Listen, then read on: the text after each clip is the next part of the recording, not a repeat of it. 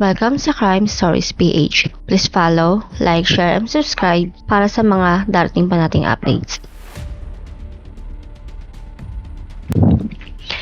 Filipino taxi driver nanalo ng mahigit sa 90 million pero nauwi sa pagkawala ng kanyang buhay. Welcome sa Crime Stories PH. Ang kwento natin ngayon ay tungkol sa isang Filipino taxi driver mula sa Antipolo City, Philippines. Siya ay mahigit 50 anyos at ang kanyang pangalan ay si Ginoong Arturo Eufemia. Para sa milyong-milyong Pilipino, marami sa atin ang gustong makaahon sa kahirapan at isa sa nakikita natin paraan ay ang manalo sa loto. Noong October 12, 2002, ang asawa ni Ginoong Arturo na si Gina Leticia ay nanalo sa isang lotto draw na nagkakahalaga ng 19.6 million pesos.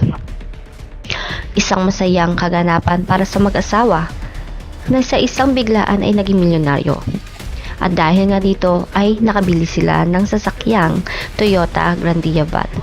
Nagkakahalaga ng 1.3 million pesos. Nagpa-renovate ng bahay at nag-hire ng 12 katao. At si Ginoong Arturo naman ay pumili ng isang .45 semi-automatic pistol gun para sa kanyang proteksyon.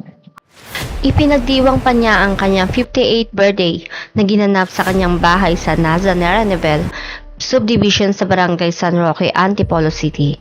Nagpainom ito ng buong magdamag o katumbas ng 24 hours na selebrasyon at namigay ng daang-daang piso sa mga bisita nito. Ang sabi pa ng ilan, ang kasiyahan ay halos gabi-gabi sa loob ng 2 linggo mula ng araw ng pagkapanalo. Ang sinabi nito sa mga kakilala ay kinita niya ang pera galing sa komisyon nito sa pagbenta ng lupa. Isa sa dahilan nito ay ang takot na baka sila ay pasukin ng masasamang tao. Bago tayo magpatuloy, ay humihingi ako ng konting oras sa inyo na mag-follow o subscribe sa channel natin.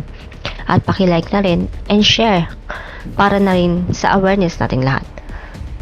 Dahil sa official na announcement ng PCSO o Philippine Charity Sweepstake Office na may isang babae sa Antipolo City, Barangay San Roque ang tumaya ng winning number 13, 30, 19, 25, 23 at 40 ang nanalo ng 19.6 million pesos. Nakaramdam naman ng takot ang asawa nitong si Ginang Leticia dahil sa mga umiikot sa kanilang tahanan bago ang aksidente.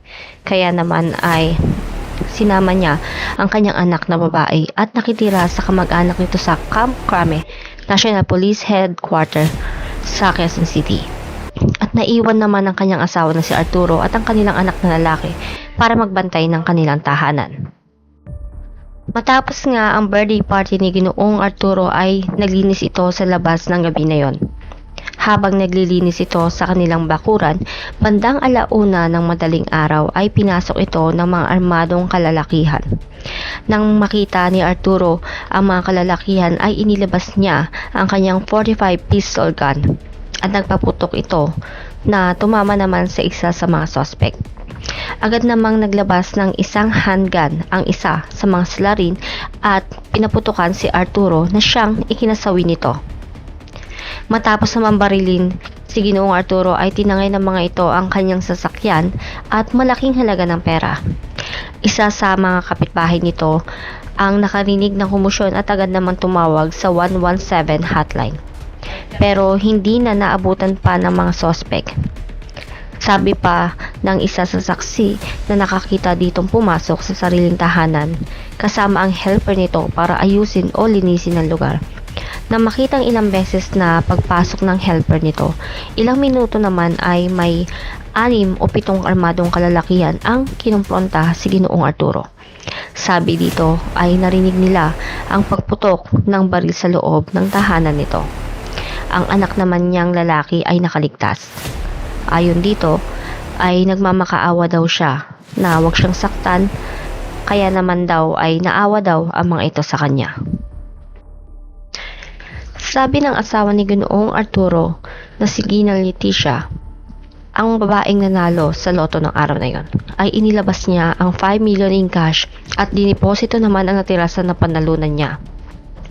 Isang masaklap na kaganapan na imbis na masayang pangyayari sa kanilang buhay ay nauwi sa masalimuot na trahedya. bagay na kailanman ay hindi na maibabalik pa. Pinagsisihan kaya ng mga sospek ang krimen na to? Kailangan pa bang mangyari ito? O dahil sa kahirapan na ating nararanasan? Kung ano man ang dahilan ay hindi ito isang valid na dahilan para kumitil ng buhay. Wala pang isang linggo matapos ang krimen ay may naitala silang nasa 11 sospek sa pagpatay kay Arturo Eufemia. At wala pang malinaw na balita kung ilan ba ang nakulong.